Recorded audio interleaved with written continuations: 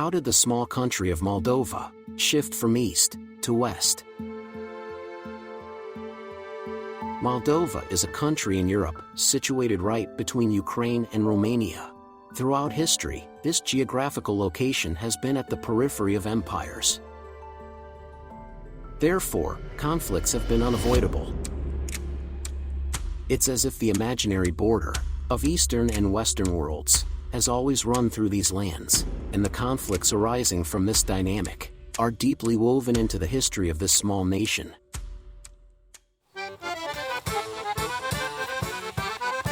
Located at the crossroads of Latin, Slavic, and other cultures, Moldova has enriched its own culture. But in times when empires ruled over small nations, today's Moldovan territory changed hands through deals or fights. Dacians versus the Roman Empire.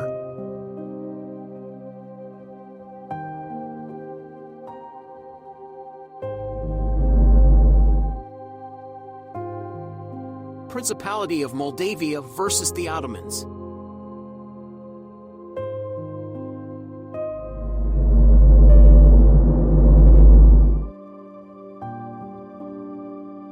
Bessarabia versus the Ottoman Empire versus Russian Empire.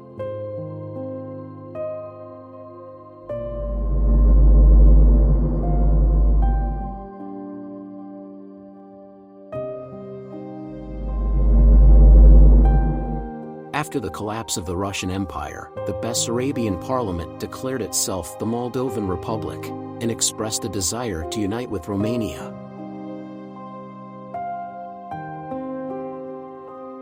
However, the Soviets disregarded any such wishes and occupied the territory.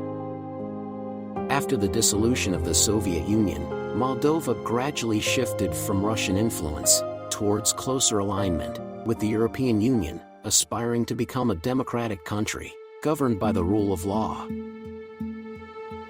Let's take a closer look at this journey. On August 1991, Moldova declared its independence from the Soviet Union.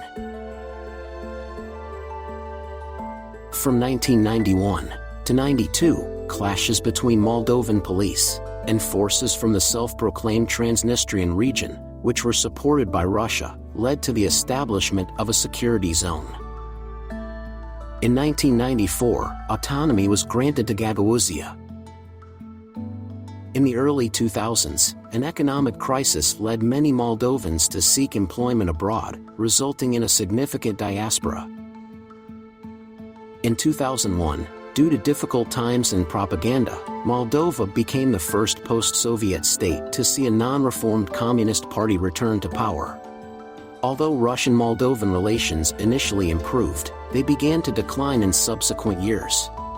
In 2006, Russia imposed an import ban on Moldovan and Georgian wines as an act of economic pressure. This challenged Moldova's economy, but also encouraged the exploration of new markets.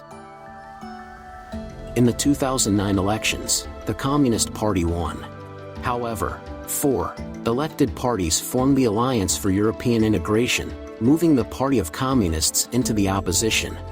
At the end of 2009, Communist President Vladimir Voronin, who had been in office since 2001, eventually resigned.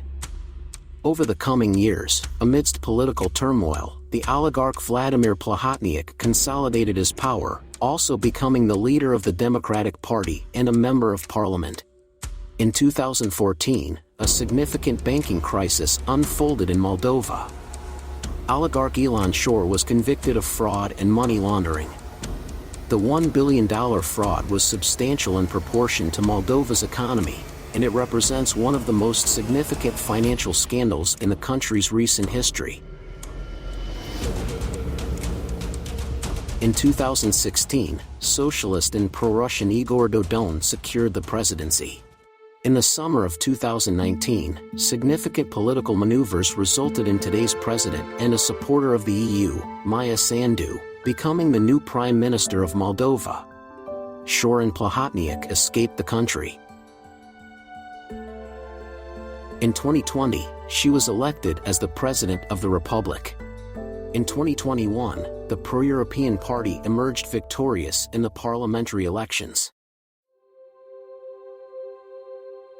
As Russia initiated its war in Ukraine, Moldova took steps towards EU membership by signing the application to join the European Union, and was officially granted candidate status in 2022.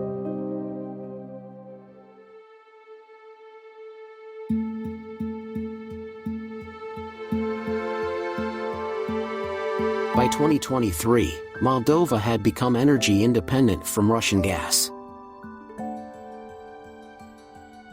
At the end of the same year, the EU Council decides to open accession negotiations with Ukraine and Moldova. In 2024, a referendum on joining the EU is planned.